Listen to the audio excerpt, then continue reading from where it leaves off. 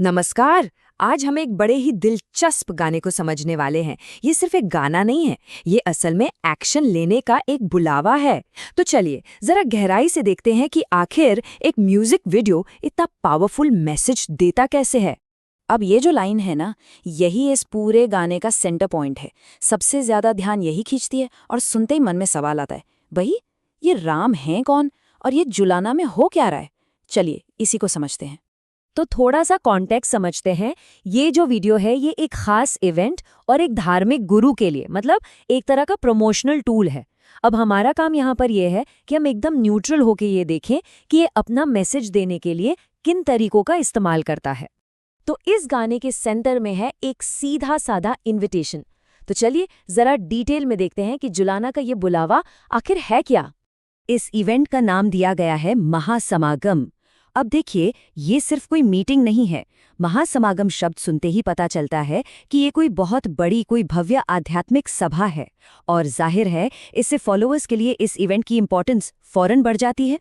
और यहाँ देखिए डिटेल्स कितनी स्पेसिफिक हैं, एकदम क्लियर। तारीख 28 दिसंबर, जगह शादीपुर जुलाना। जब इतनी सटीक जानकारी दी जाती है ना, तो एक अर्जेंसी की फीलिंग आती है। मतलब ये कोई हवाई बात नहीं है, ये एक असली बुलावा है।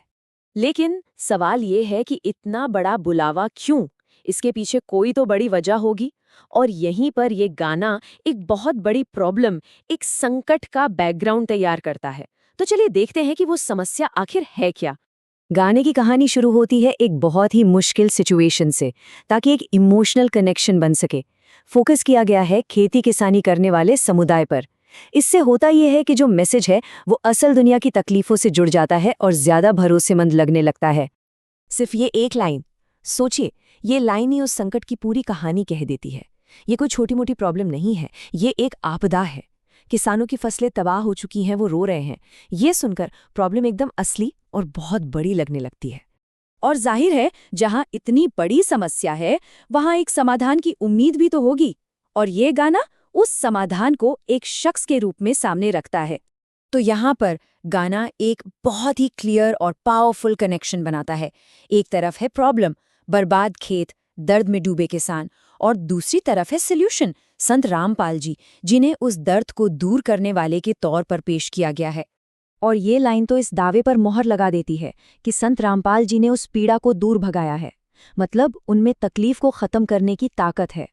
तो उन्हें सिर्फ एक गाइड नहीं बल्कि एक उद्धारकर्ता, एक सेवियर की तरह दिखाया जा रहा है। ठीक है, तो अब प्रॉब्लम भी सेट हो गई और सॉल्यूशन भी। तो फिर गाना सुनने वालों से क्या चाहता है? अब कहानी सिर्फ यकीन करने से आगे बढ़कर एक्शन लेने की तरफ जाती है। और ये जो इंस्ट्रक्शंस हैं, इन पर जरा गौर कीजिए, कितने क्लियर और एक्शन लेने लायक हैं।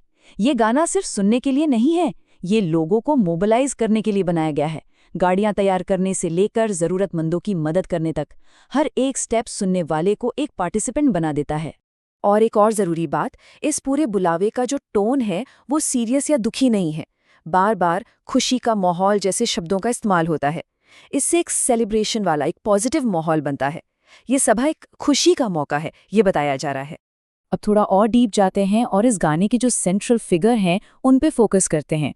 उन्हें असल में दिखाया कैसे गया है। तो ये गाना संत रामपाल जी के लिए कई बहुत पावरफुल टाइटल्स यूज करता है, जैसे राम, सदगुरु, भगवान और मसीहा। देखिए, इनमें से हर एक शब्द अपने आप में बहुत मायने रखता है। लेकिन जब इन सबको एक साथ इस्तेमाल किया जाता है ना, तो एक ऐसी इमेज बनती है जो किसी आम गुरु से बहुत आगे, एक दिव्य हस्ती की होती है। तो कुल मिलाकर देखें तो ये गाना सिर्फ एक इन्विटेशन नहीं है, ये उससे कहीं बढ़कर है।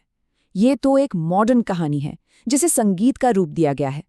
एक ऐसी कहानी जो ऐलान करती है कि दुनिया के दुख खत्म करने के लिए एक मसीहा आ रहा है। और ये सब हमें एक बहुत बड़े सवाल पर लाके छोड़ देता है। आखिर म्यूजिक में ऐसी क्या ताकत होती है जो एक मैसेज को पहले एक यकीन में और फिर एक पूरे मूवमेंट में बदल सकती है? सोचने वाली बात है ना?